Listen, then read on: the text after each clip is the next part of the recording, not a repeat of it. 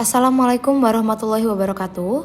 Perkenalkan kami mahasiswa program Pasca Sarjana Institut Setiami pada tahun ajaran 2022-2023. Tujuan dengan dibuatnya video ini yaitu untuk memenuhi tugas ujian tengah semester pada mata kuliah kepemimpinan dan dosen pengampu yaitu Bapak Dr. Taufan Maulamin.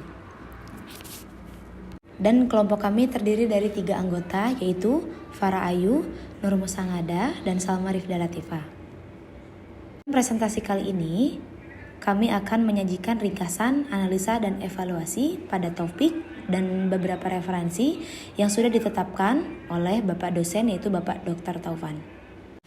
4 tujuan negara Republik Indonesia berdasarkan pembukaan Undang-Undang Dasar 1945. Yang pertama, melindungi segenap bangsa Indonesia. Masyarakat Indonesia memiliki hak untuk mendapatkan perlindungan dari negara. Selain itu, kekayaan alam, kebudayaan, hingga semua nilai yang ada di Indonesia juga wajib dilindungi. Dan tujuan negara untuk mempersatukan seluruh bangsa Indonesia yang heterogen, mulai dari perbedaan suku, budaya, agama, dan ras. Selain melindungi seluruh warga Indonesia, negara juga diharapkan dapat melindungi penduduk asing yang ada dalam wilayah hukum Indonesia. Yang kedua, memajukan kesejahteraan umum. Untuk tujuan ini, ada 3 unsur yang perlu dipenuhi yaitu sandang, pangan, dan papan. Selain itu, kesejahteraan lahir batin warga negara juga perlu diperhatikan. Kesejahteraan ini dapat berupa perasaan aman dan nyaman sebagai warga negara. Yang ketiga, mencerdaskan kehidupan bangsa. Tujuan ini dapat tercapai melalui usaha dari pemerintah dan segala elemen untuk memastikan seluruh warga negara Indonesia mendapatkan pendidikan yang layak. Yang keempat yaitu melaksanakan ketertiban dunia berdasarkan kemerdekaan. Indonesia juga memiliki tujuan untuk menjadi bagian dari perdamaian dunia.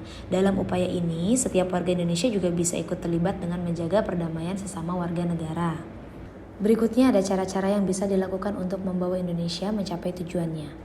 Yang pertama, menegakkan HAM. Yang kedua, menggunakan produk lokal. Yang tiga, pendidikan yang layak. Dan yang keempat, saling menghargai. Selanjutnya, kita akan mempresentasikan berbasis data dan fakta yang didasari oleh teori dan referensi di bawah ini. Seperti yang sudah kita ketahui, Republik Indonesia sedang ramai dengan kasus baku tembak antar kepolisian. Kasus pembunuhan berencana yang dilakukan Irjen Verdi Sambo, mantan Kadif Propam Polri terhadap ajudannya yaitu Brigadir J atau Yosua Huta Barat menjadi perhatian publik belakangan ini. Dan kini proses hukum terus berjalan. Verdi Sambo yang dulunya polisi kini sudah menjadi tersangka. Dan selain itu ada 4 tersangka lainnya yaitu Putri Chandrawati sebagai istri Verdi Sambo, Baradae Richard Eliezer atau Baradae, ketiga Bribka Riki atau Rizal, Bribka R, dan Kuat Ma'ruf sebagai sopir Verdi Sambo. Kronologi kasus tewasnya Brigadir J mulai mencuat ketika Verdi Sambo yang sebelumnya menjadi Kadif Propam Polri membuat laporan ke Polres Metro Jaya Jakarta Selatan pada Jumat tanggal 8 Juli tahun 2022. Verdi Sambo melaporkan adanya kontak tembak antara Brigadir J dengan Baradae. Tembak-tembakan ini terjadi disebut karena Brigadir J melakukan pelecehan seksual terhadap Putri Chandrawati, istrinya Verdi Sambo. Dan ada 2 laporan yang dibuat Verdi Sambo ke Polres Jakarta Selatan dengan terduga Brigadir J, yaitu pelecehan terhadap Putri Chandrawati dan percobaan pembunuhan terhadap Baradae. Adapun saksi dalam kejadian tembak-tembakan tersebut yaitu Kuat Ma'ruf, Bribka RR, dan Baradae. Sementara jenazah Brigadir J dibawa ke Rumah Sakit Bayangkari Polri tingkat 1 pada Senin 11 Juli 2022. Koropelmas Divisi Humas Polri Brigjen Ahmad Ramadan melakukan konferensi pers terkait dengan peristiwa meninggalnya Brigadir J. Materinya berasal dari Divisi Propam yang sudah direkayasa di hari yang sama. Juga terdapat informasi terjadi permasalahan saat pengantaran jenazah kepada keluarga Brigadir J. Seiring berjalannya waktu dan desakan publik yang curiga adanya rekayasa di kasus tewasnya Brigadir J, pada tanggal 12 Juli 2022, Kapolri membentuk tim khusus Polri. Tim khusus tersebut melakukan investigasi melibatkan Kompolnas dan Komnas HAM. Tugasnya yaitu mengungkap kasus tewasnya Brigadir J sesuai fakta, objektif, transparan, dan akuntabel. Di sisi lain, kuasa hukum Brigadir J melapor ke Polri adanya dugaan pembunuhan terhadap Brigadir J. Lalu pada Senin 18 Juli 2022, Kapolri Jenderal Listio Sigit menonaktifkan Verdi Sambo dari jabatan Kadif Propam Polri tersebut. Adapun laporan pihak Verdi Sambo tentang dugaan pencobaan pembunuhan dan laporan terkait dugaan perbuatan pelecehan yang ditudingkan terhadap Brigadir J. dilimpahkan ke Polda Metro Jaya pada Selasa 19 Juli 2022. Menyusul pada hari Rabu tanggal 20 Juli 2022, Kapolri juga menonaktifkan Karo Paminal Polri dari Kapolres Metro Jakarta Selatan. Di hari yang sama, otopsi ulang terhadap jenazah Brigadir J dilakukan tim Perhimpunan Dokter Forensik Indonesia atau PDFI dan didampingi Komnas HAM dan Kopalnas. Singkat cerita, fakta-fakta pun mulai terungkap, mulai dari adanya hambatan penyidikan seperti intimidasi, tekanan, intervensi, hingga menghilangkan barang bukti yang dilakukan beberapa anak buah Verdi Sambo tersebut. Termasuk faktanya CCTV di Pos Satpam diambil oknum personel Divisi Propam Polri dan Bareskrim Polri. Pada tanggal 3 Agustus 2022, Baradae ditetapkan sebagai tersangka dengan pasal 338, pasal 55, dan pasal 56 KUHP. Lalu pada tanggal 5 Agustus 2022, Baradae membuat pengakuan berbeda dari sebelumnya. Baradae mengungkapkan semua fakta, termasuk pembunuhan berencana yang dihalangi oleh Verdi Sambo pada tanggal 9 Agustus 2022. Kapolri mengumumkan penetapan tersangka terhadap Verdi Sambo, Brigjen Riki Rizal atau Brigjen R, dan Kuat Ma'ruf. Lalu dengan terjadinya penembakan tersebut, yaitu di alamat Kompleks Polri Duren 3, Jakarta Selatan, pada RT 5 RW 1, Bapak Seno selaku RT di kawasan tersebut mengaku dirinya seperti tidak dianggap sebagai kepala kompleks. Meski hanya sebagai ketua RT, Seno mengatakan dirinya merupakan Purniawan Polri Bintang 2 sebelum pensiun pada awal tahun 90-an. Di sini Pak Seno mengaku pernah menjadi Kapolda Sumatera Utara, Kapolda Aceh, dan terakhir ia menjadi asisten Kapolri bidang perancaman umum dan anggaran.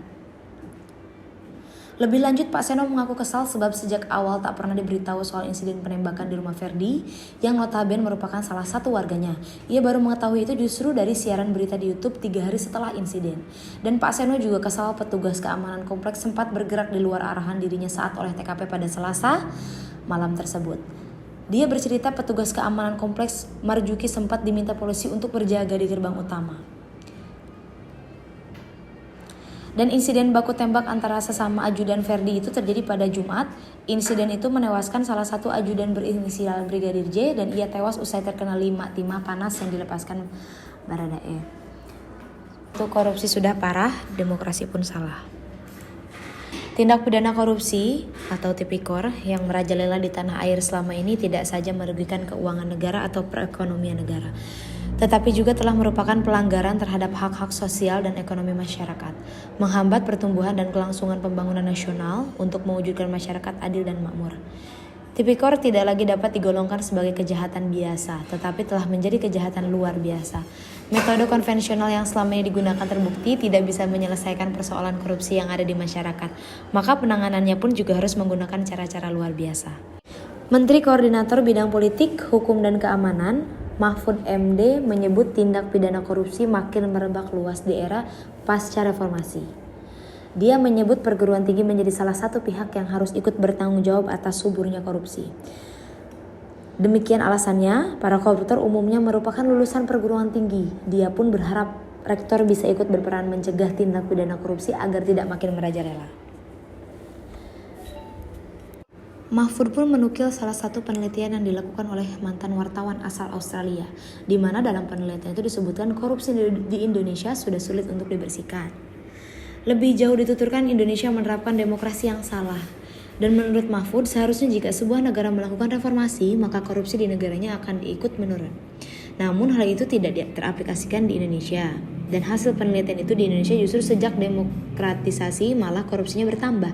Apakah demokrasinya yang salah? Tidak berarti praktek demokrasinya yang salah juga, ungkap dari Mahfud. Dan Mahfud menjelaskan suatu negara dapat dikatakan bebas dari korupsi bila pemerintahan negara itu bisa berjalan dengan demokratis. Menurut beliau, hal ini menjadi perhatian pemerintah dalam upaya membangun pemerintahan yang baik dan bersih. Mahfud pun berkata, jika negara berjalan demokratis, maka korupsi bisa dieliminir. Jika negara ingin bersih dari korupsi, maka jalankan demokrasinya dengan baik, sehingga kontrol terhadap korupsi akan berjalan dengan baik. Referensi selanjutnya yaitu The King of Lip Service. Ketua Badan Eksekutif Mahasiswa Universitas Indonesia, BEM UI, yaitu Leon Alvinda Putra, mengaku diminta menurunkan atau menghapus unggahan di akun BEM UI terkait kritik pada Presiden Joko Widodo. Adapun unggahan yang diunggah pada hari Sabtu, tanggal 26 Juni pada tahun 2021 itu berisikan kritikan BEM UI pada Jokowi yang mengatakan bahwa Jokowi adalah the king of lip service.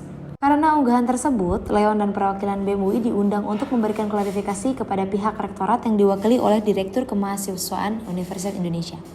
Leon mengatakan bahwa dalam pertemuan itu, pihaknya menolak permintaan untuk menghapus unggahan terkait kritik kepada Jokowi tersebut. Leon yang saat itu menjabat sebagai Ketua BEM UI merasa keberatan apabila kritik yang diutarakan kepada pemerintah disamakan dengan serangan personal. Sebab, Leon menilai banyak pernyataan dari pemerintah yang tidak berbanding lurus dengan kebijakan yang diimplementasikan. Oleh karena itu, dia tidak setuju apabila unggahannya disamakan dengan serangan personal terhadap pemerintah. Leon pun mengatakan, kenapa the king of lip service? Karena sebenarnya banyak permasalahan yang BEM UI dikawal dan aliansi elemen gerakan lainnya juga kawal yang menurut kita harus segera diselesaikan. Itu sudah pernah kita dengar pernyataan-pernyataan dari Pak Jokowi yang seperti menjadi angin segar untuk menyelesaikan permasalahan tersebut. Tapi ternyata perkataan-perkataan tersebut tidak terrealisasikan atau bertolak belakang dengan kondisi yang terjadi di realitanya. Dan atas dasar itu, BEM UI menganggap pernyataan-pernyataan Jokowi hanya lip service semata. Padahal, Leon mengungkapkan Jokowi tahu dan paham ada permasalahan yang harus segera diselesaikan. Leon pun mengatakan lagi, makanya kita sebut pernyataan-pernyataan yang dikeluarkan oleh beliau hanya sekedar lip service saja, bukan kemudian pernyataan yang bisa kita pegang sebagai masyarakat untuk berharap permasalahan tadi bisa diselesaikan daripada apa yang Pak Jokowi sampaikan. Karena menurut kita dengan beliau sampaikan misalnya revisi Undang-Undang ITE terkait Perpu KPK dan sebagaimana menurut kita beliau berarti sudah paham ada masalah di situ dan seharusnya itu bisa dipastikan atau segera diselesaikan. Jadi kesimpulan dari beberapa referensi yang sudah disampaikan, yang pertama, Indonesia dalam mencapai tujuannya berdasarkan pembukaan Undang-Undang Dasar 1945 masih belum sepenuhnya sesuai. Mengapa? Hal ini dikarenakan masih maraknya korupsi yang terjadi serta adanya beberapa oknum yang melakukan tindakan ilegal seperti baku tembak antar polisi. Dan meskipun demikian masih terdapat pejabat yang memiliki integritas tinggi seperti yang dicontohkan oleh Ketua RT yang memberikan pernyataan apa adanya dalam kasus menembakkan Verdi Sambo. Dan sehingga seseorang yang memiliki integritas tinggi akan menjadi pemimpin profesional, amanah, dan dapat menjadi pemimpin perubahan atau agent of change. Baik, kami mahasiswa Pascasarjana Institut Setiami, program studi S2 Ilmu Administrasi dan konsentrasi di Administrasi Manajemen Publik, mengucapkan terima kasih banyak kepada Bapak Dr. Taufan Maulamin yang sudah membimbing dan sudah memberikan beberapa referensi pada mata kuliah kepemimpinan ini, sehingga kami sebagai mahasiswa bisa memperluas wawasan untuk bisa menganalisa beberapa kasus di negara Republik Indonesia ini. Juga dapat mengevaluasi beberapa masalah, memahami, mendiskusikan, dan menyampaikan seperti teori Bloom yang disampaikan Bapak Dr. Taufan. Demikian isi presentasi kami kali ini. Semoga apa yang kami sampaikan dapat bermanfaat bagi kita semua. Jika ada kekurangan mohon dimaafkan karena kesempurnaan sungguh hanya milik Allah Subhanahu wa taala. Wassalamualaikum warahmatullahi wabarakatuh.